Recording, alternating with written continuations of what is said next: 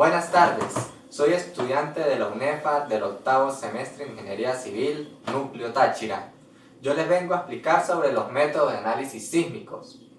El análisis sísmico de estructuras se ha basado en el método de las fuerzas, método de diseño sismorresistente. Basado en fuerzas, ha sido el más usado principalmente porque las actuales normas mundiales son basadas en este, pero el análisis sobre algunas temáticas de este método muestran deficiencias. Algunas, como se pueden nombrar, son la dependencia o relación entre el esfuerzo y la rigidez, la dificultad para predecir el periodo natural de las estructuras, de las características como la altura o el número de plantas, la determinación de la capacidad de ductilidad. El factor de reducción de fuerzas no están conceptualizados para los códigos y los investigadores tienen la dificultad de determinar el desplazamiento de excedencia y desplazamiento último de un edificio frente a la actuación de un sismo. Con estos métodos y normativa habitual se encuentran en dificultades para diseñar, teniendo como objetivo el control de desplazamientos y sus consecuentes daños causados a la estructura y equipamiento no estructural, proveniente de los sismos de alta probabilidad de ocurrencia. Ahora vamos a definir el método de análisis sísmico en edificios. Los métodos sísmicos son un tipo de método geofísico y constituyen pruebas realizadas para la determinación de las características geotécnicas de un terreno. El análisis sísmico de estructuras es una disciplina que se enmarca dentro del campo de análisis estructural y tiene como objetivo efectuar una apreciación de la respuesta de una estructura a la ocurrencia de un evento sísmico. El diseño sísmico es parte de un análisis que permite estimar las fuerzas máximas debido a sismos que se esperan causarán sobre el análisis en un determinado lapso.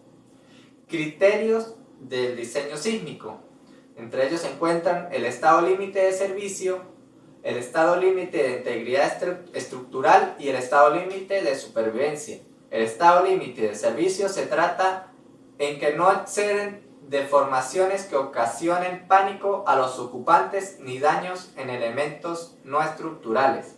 El estado límite de integridad estructural se trata que puede presentar daño no estructural y daño estructural menor, sin alcanzar la capacidad de carga de los elementos estructurales. Y el estado límite de supervivencia puede haber daño estructural significativo, pero se mantiene la estabilidad general de la estructura y se evita el colapso. Objetivos del diseño sísmico, entre ellos se encuentran evitar que se exceda el estado límite de servicio para sismos de intensidad moderada, que puedan presentarse varias veces en la vida de la estructura. Que no se exceda el estado límite de integridad estructural para sismos severos, que tienen una posibilidad significativa de presentarse en la vida de la estructura. Y no debe excederse el estado límite de supervivencia ni para sismos extraordinarios que tengan una muy pequeña probabilidad de ocurrencia. Aspectos principales del diseño sísmico. Entre ellos tenemos selección de un sistema estructural adecuado que debe ser capaz de absorber y disipar energía.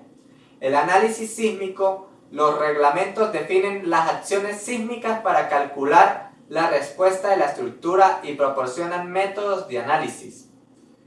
El dimensionamiento de las secciones, métodos innovadores de diseño por capacidad. El detallado de la estructura para el comportamiento dúctil de los miembros de la estructura es necesario el detallado de los mismos y de sus conexiones para proporcionarles capacidad de deformación antes del colapso. Clasificación según el tipo de estructura. La norma establece 4 tipos de sistemas estructurales resistentes a sismos, en función de los elementos estructurales que deban soportar las acciones sísmicas y las cargas verticales.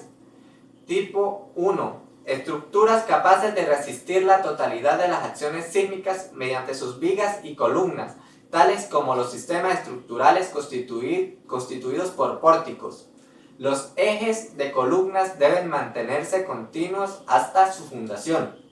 Los pórticos rígidos deben poseer suficiente ductilidad, potencial para soportar tanto las cargas gravitacionales como las laterales. Los pórticos deben ser hiperestáticos, de alto grado, lo cual permita evidenciar una excelente respuesta inelástica.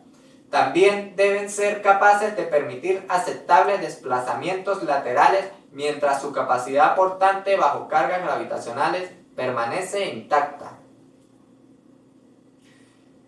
Tipo 2. Son la combinación de las estructuras tipo 1 y 3, es decir, formadas por pórticos y muros estructurales de concreto armado, o pórticos con diagonales. Teniendo ambos el mismo nivel de diseño, su acción conjunta debe ser capaz de resistir la totalidad de las fuerzas sísmicas. Los pórticos por sí solos deberán estar en capacidad de resistir por los momentos el 25% de esas fuerzas. Tipo 3. Estructuras capaces de resistir la totalidad de las acciones sísmicas mediante pórticos diagonalizados o muros estructurales de concreto armado o de sección mixta acero-concreto que soportan la totalidad de las cargas permanentes y variables. Los últimos son los sistemas comúnmente llamados de muros. Se consideran igualmente dentro de este grupo las combinaciones de los tipos 1 y 3, cuyos pórticos no sean capaces de resistir por sí solo por lo menos el 25% de las fuerzas sísmicas totales, respetando en su diseño el nivel de diseño adoptado para toda la estructura. Se distinguen como tipo 3 a los sistemas conformados por muros de concreto armado acoplados por dinteles o vigas dúctiles, así como los pórticos de acero con diagonales excéntricas acopladas. Tipo 4. Estructuras que no posean diafragmas con la rigidez y resistencia necesarias para distribuir eficazmente las fuerzas sísmicas entre los diversos miembros verticales, estructuras sustentadas por una sola columna y edificaciones con losas sin vigas. Ahora vamos a hablar sobre el campo de aplicabilidad según normas venezolanas. Las prescripciones se aplicarán en situaciones que puedan afectar el comportamiento sismorresistente. En este se menciona la realización de la evaluación, el reforzamiento o reparación del mismo. Además, se implican las siguientes citas: cuando se proyecte la continuación de la construcción paralizada de edificaciones diseñadas con antelación a la vigencia de la norma Covenin, cuando se hayan incumplido considerablemente los requisitos de control de calidad previsto en la inspección de la construcción, existan daños no visibles y cuando haya cambios de uso de vivienda a escuela. Responsabilidad y limitaciones de los urbanizadores, de los arquitectos y coordinadores del proyecto, de los ingenieros geotécnicos de suelo y fundaciones, de los ingenieros estructurales, de los ingenieros de instalaciones, de los fabricantes y expendedores, de los constructores, de los inspectores residentes, de los propietarios y usuarios o del conjunto de las personas involucradas. Cuando la edificación presente deterioro de carácter global que puedan afectar el comportamiento sismorresistente. En toda otra situación donde sea manifiesto el peligro que pueda sobrellevar la edificación, tales como asentamientos diferenciales, daños por incendios que hayan afectado componentes portantes. Para el resto de construcciones existentes, la aplicación de los requisitos es de carácter optativo. Las autoridades nacionales, estatales o municipales, según procedan y determinen las leyes, dictarán las medidas conducentes a la evaluación, mejora o demolición de las construcciones existentes en general, incluyendo las construcciones que no estén respaldadas por un proyecto de ingeniería, estableciendo prioridades, plazos y estrategias económicas de ejecución. Diferencias de los métodos de análisis según el tipo de edificación a estudiar. La norma venezolana Covenin en su capítulo 9 propone diferentes métodos de análisis estructural para edificaciones sismorresistentes, de acuerdo a ciertas especificaciones estructurales que el diseño implica. Si se revisa detalladamente la edificación a analizar, se pueden observar irregularidades o no, tanto en elevación como en planta, si se trata de diseño arquitectónico, lo cual influye en el diseño estructural directamente. Sin embargo, también las masas o cargas aplicadas también inciden en este diseño estructural. Por tanto, es sumamente importante saber qué tipo de método se puede emplear para obtener resultados ajustados a las normativas y códigos de diseño estructural. De este modo se podrá garantizar un comportamiento dinámico y estático adecuado, balanceados estos efectos controlados por deformaciones, con rigideces y ductilidades. La selección de los métodos de análisis depende de la regularidad de la edificación y de su altura. La norma venezolana ofrece opciones para el análisis de estructuras regulares, el cual se encuentra en la tabla 9.1, donde según la altura de la edificación, si no excede de 10 pisos ni de 30 metros, el análisis es estático. Si excede de 10 pisos o de 30 metros, el análisis es dinámico o plano. El método estático equivalente es usado para analizar edificaciones regulares hasta de 10 pisos y alturas no mayores de 30 metros. Y el método de superposición modal con un grado de libertad por nivel para edificaciones regulares de mayor altura o número de niveles. Se ha juzgado conveniente modificar la antigua disposición de utilizar el método estático hasta 20 pisos o 60 metros de altura, dada la influencia que pueden tener los modos superiores en las edificaciones de más de 10 pisos y que actualmente los modernos desarrollos computacionales facilitan la ejecución de análisis dinámico. Selección de los métodos de análisis. Se encuentra en la tabla 9.2, el cual nos dice que la selección del método de análisis para edificios de estructura irregular. El tipo de irregularidad puede ser vertical o en planta, el cual en la norma en la vertical se basa con la letra A minúscula y cuando se habla en planta con la B minúscula. El requerimiento mínimo en la irregularidad vertical en el análisis es dinámico espacial y dinámico plano. Cuando se trata en planta, el análisis es dinámico espacial y el análisis dinámico espacial con diafragma flexible. Selección de estructuras. Las estructuras regulares no tienen discontinuidades físicas significativas en su configuración vertical en planta o en su sistema resistente a fuerzas laterales. Estas están formadas por marcos planos con o sin contraventeo vertical, con o sin muros estructurales, paralelos o casi paralelos, ligados entre sí en todos sus entrepisos a través de sistemas de piso con resistencia y rigidez suficiente para hacer que todos los marcos y muros trabajen en conjunto para soportar las fuerzas laterales debido al sismo o viento, para proporcionar a la estructura la rigidez suficiente y evitar así el pandeo. En conjunto bajo cargas verticales, como también todos los marcos deben ser simétricos y todas las columnas de un entrepiso deberán tener la misma altura aunque haya entrepisos con diferente altura. Las estructuras irregulares ocurren cuando se presentan los siguientes casos.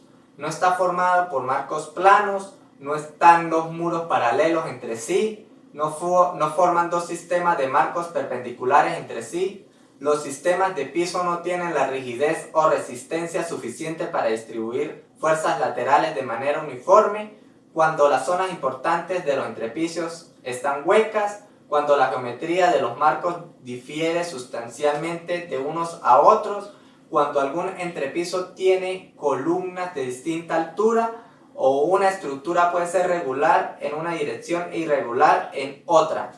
Ejemplos de estructuras regulares tenemos como edificios de departamentos u oficinas. Irregulares tenemos teatros, cines, plantas industriales y auditorios. El método estático equivalente tiene como finalidad la determinación de fuerzas laterales aplicadas en cada nivel del edificio. Conjuntamente con los momentos torsores, se determinen las solicitaciones de diseño en los diversos elementos resistentes. Estas fuerzas laterales dan origen a cortantes por nivel ligeramente mayores que los cortantes máximos probables, que se obtendrán de un análisis dinámico del edificio con los espectros de respuesta. Existen algunas variantes de este método basados en principios semejantes, los cuales han sido empleados en diferentes códigos extranjeros. La aplicación de este método está limitada a edificios que sean clasificados como regulares y alturas no mayores de 10 pisos o de 30 metros. La condición de regularidad está implícita en los modelos matemáticos utilizados para la deducción de las fórmulas del método, aunque su rango de validez ha sido satisfactoriamente verificado en algunos casos de irregularidades típicas. Dada la abundancia de casos posibles de irregularidades y la complejidad de realizar estudios paramétricos para cada uno de ellos, se ha optado por mantener la aplicabilidad del método solo a edificios que puedan ser clasificados como regulares, aún reconociendo las dificultades en definir la frontera entre lo que es regular o irregular. El método estático equivalente se basa en una estimación del periodo fundamental, el cual se expresa con la letra T mayúscula.